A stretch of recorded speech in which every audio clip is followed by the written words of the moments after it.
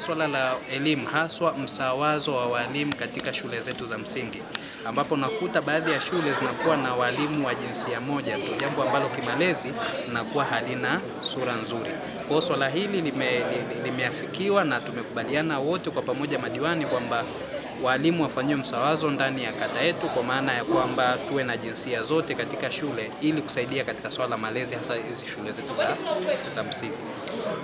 Nimwombe Mheshimiwa Rais Dr. Samia Suluhu Hassan na wizara husika inayoshughulika na masuala haya ya ajira, tunaomba atuletee walimu wa kike kwa wingi kwenye maeneo yetu, kwenye shule zetu za msingi, lakini kwenye shule zetu za sekondari.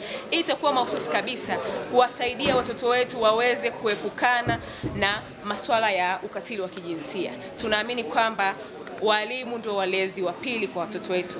Wazazi sisi tunakaa na watoto kwa muda mfupi, lakini tukipata walimu wengi wa kike kwenye shule zetu, hii inatengeneza urafiki na mahusiano ya karibu kati ya mwanafunzi na mwalimu na kuweza kusawazisha ama kuondoa kabisa swala hili la ukatili wa kijinsia. Lakini niendelee kuwaasa walimu na kuwaomba, kazi ya walimu ni kazi ya wito. Watakapopata ajira hizi, watakapopangiwa kwenye shule hizi, wao wakawe wavumilivu, wakawe wastamilivu, watuvumilie. Kuna shule ziko pembezoni, wakawe tayari kufanya kazi hizi kwa moyo, wakajitolea kufanya kazi hizi bila kuwa na kiu ya kuhama. Kwa ujumla, vitu ambavyo tumevipa kipaumbele ni kwenye masuala ya afya.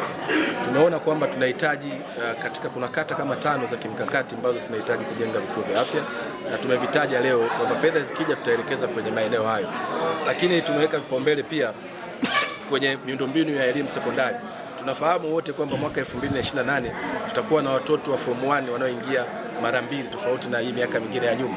Wao tumewekeza zaidi katika kutafuta fedha lakini za mapato ya ndani na nje kwa ajili ya kujenga madarasa mapya ya sekondari, lakini kuhakikisha pia tunamaliza tatizo la miundombinu ya vyoo kwenye halmashauri yetu.